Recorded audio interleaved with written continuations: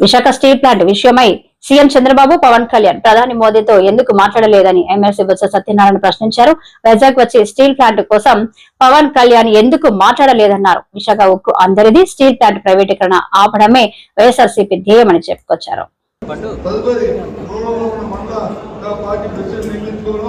Party కార్యవర్గాన్ని నియమించుకోవడము అనేది అత్యవసరమైన ఆవశ్యకత. ఆ నేపథ్యంలోనే పార్టీ ప్రెసిడెంట్ అయితే నియమించినట్టుగా అనుకుంటున్నాను.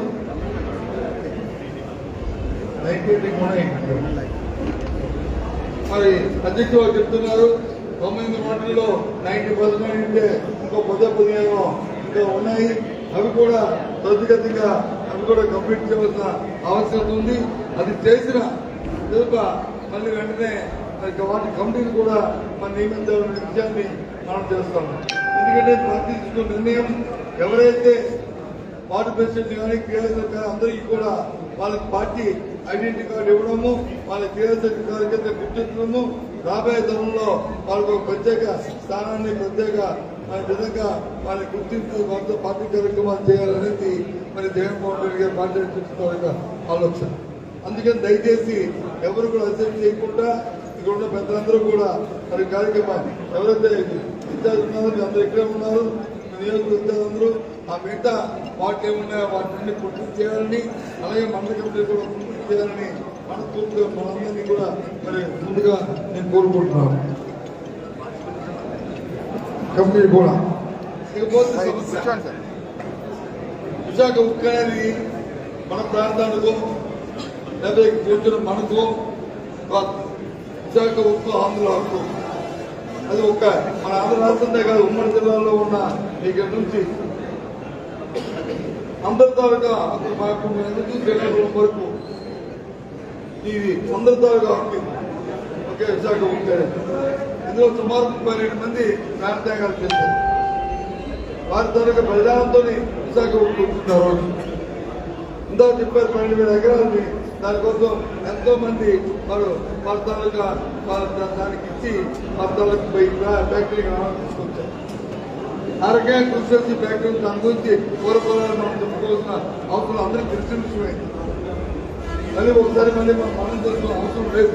లేనప్పుడు కూడా ఒక వ్యక్తిని మనం కాపాడుకుని వస్తూనే ఉన్నాం. ఇప్పుడు కూడా ఏ చరిత్ర వచ్చినా ఆనాడున్న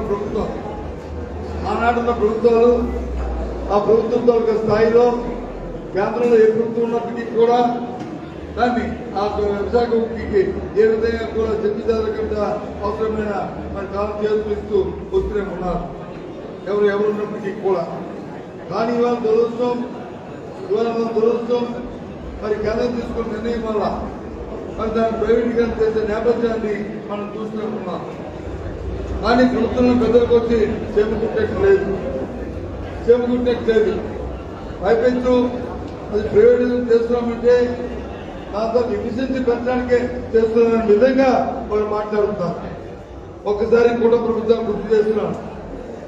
2006 సంవత్సరం 2005 సంవత్సరంలో